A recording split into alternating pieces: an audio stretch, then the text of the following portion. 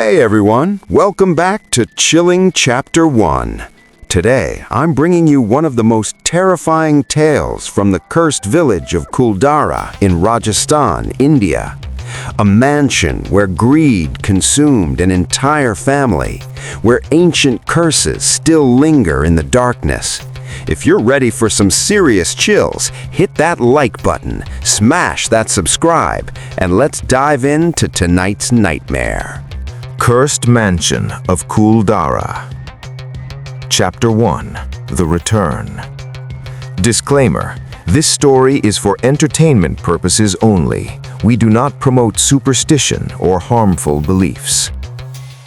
A bus cut through the darkness of Rajasthan's desert roads, carrying only 5 passengers: Subhash, his wife Ketaki, their son Mohit, and 2 companions. The clock struck 2 a.m. "We need to leave tomorrow morning, Subhash. This isn't right." Ketaki's voice trembled with fear. Subhash's eyes flashed with anger. "Are you kidding me? We're so close to the treasure, and you want to turn back now? I've worked years for this." "But who are we doing this for? For Mohit, right? Look at him. Something happened to him last night. People don't just get paralysis attacks out of nowhere." From the back seat, Mohit spoke up. "Dad, my entire life you never let us go to Rajasthan. You acted like the place was cursed, and now we're heading straight to Kuldhara. Why?" Ketaki stared out the window, her memories flooding back to 20 years ago. "Subhash, these roads, these trees, that turn, everything's exactly the same. 20 years have passed, but it feels like yesterday. That night we ran, Mohit was only 2 years old. We abandoned our ancestral mansion in one night. People still ask what happened to the Arkson family, but we never told anyone the truth." Chapter 2. The Mansion's Threshold. At exactly 2 a.m., the bus stopped at Kuldhara village limits. In the distance, the Arkson mansion loomed against the red moonlight. The land surrounding it was dead and barren. Nothing grew near the cursed property. An elderly woman appeared at the gates. "You took your time coming back, child. This mansion used to be filled with life and laughter. Now, there's nothing left but ghosts." "Taiji, namaste, but you won't blame us for what happened here, will you?" Ketaki asked sarcastically. The group entered the mansion. From the outside, it appeared massive, but once inside, it felt suffocating. Darkness pressed from all sides, and the walls seemed to watch their every move. Chapter 3. The First Night. At 3 a.m., Ketaki woke to knocking on her door. She opened it to find the same elderly woman standing at the threshold. "So you finally came back. I was out at the village, so we didn't get to meet earlier. Do you recognize me? I'm your mother-in-law's eldest sister." Ketaki turned to wake Subhash, but he wasn't in bed. When she looked back at the door, the woman had vanished. Then she heard it, the creaking sound of a rope being pulled from the well. Through the window, she saw Subhash standing at the well's edge, peering into the darkness below. She rushed outside.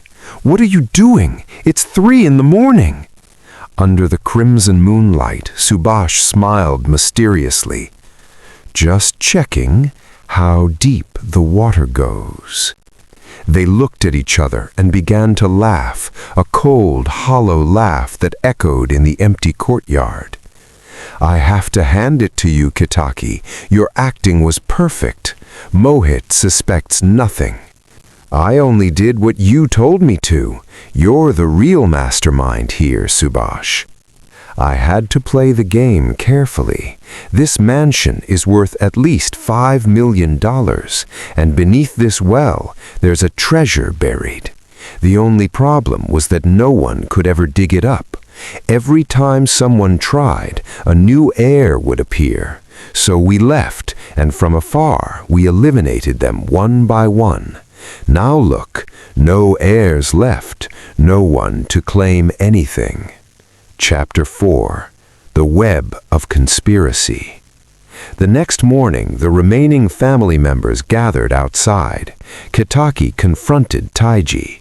"Why did you come to my room so late last night?" "What are you talking about, child? I just returned this morning. I wasn't even here last night." "Only ghosts dance in this mansion now, Ketaki, a house where happiness died long ago, where only funerals have taken place. Hallucinations are natural here." "But so many deaths, one after another.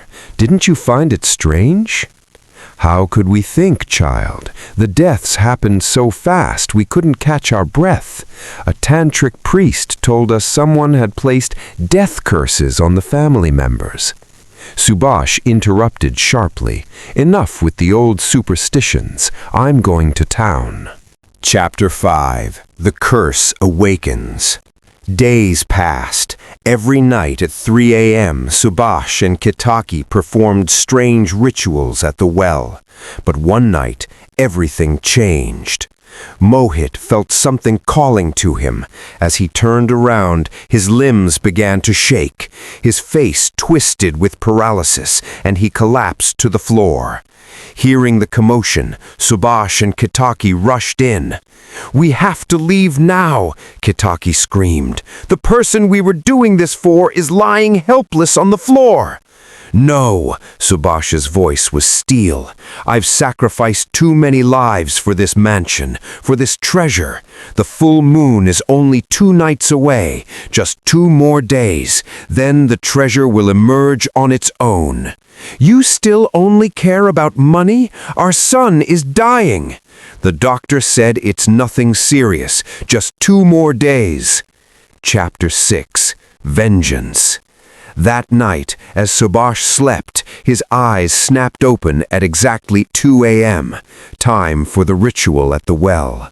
As he placed his feet on the floor, he saw a shadow beneath the door. Opening it, he witnessed something impossible, a black clay pot floating through the air. "No, it can't be. A death curse pot? Here?" Subhash tried to scream, but no sound came from his throat. His feet were glued to the floor. Then something grabbed him from behind, and he began sinking into the ground. The same Subhash who had placed death curses on his family members one by one was now facing his own curse. The floating pot moved toward Mohit's room and stopped at his door. Mohit suddenly felt crushing pressure on his chest, as if an invisible entity was sitting on him. His breath stopped. He crawled from his bed toward the door. Suddenly, the door flew open. The pot entered and exploded with a deafening crack.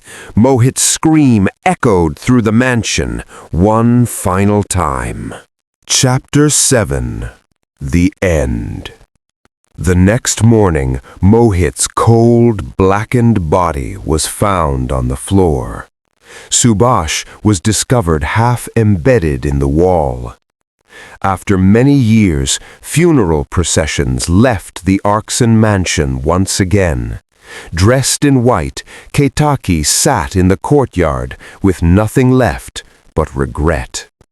That mansion still stands abandoned today. At night, strange sounds echo from within. In Kuldhara, whenever someone thinks of harming their own family for greed, the tale of Arkson Mansion stops them. The lesson. Some people turn against their own family for money. But remember, money is just something humans created. Yet for it, we forget our humanity. So guys, what did you think of tonight's story? How greed can destroy everything you love? It's a terrifying truth. Drop your thoughts in the comments below. If you enjoyed this nightmare, smash that like button, share it with your horror-loving friends, and if you haven't already, subscribe to Chilling Chapter. Hit that bell icon so you never miss our next terrifying tale. Next week, I'm bringing you an even darker story from the haunted forests of India.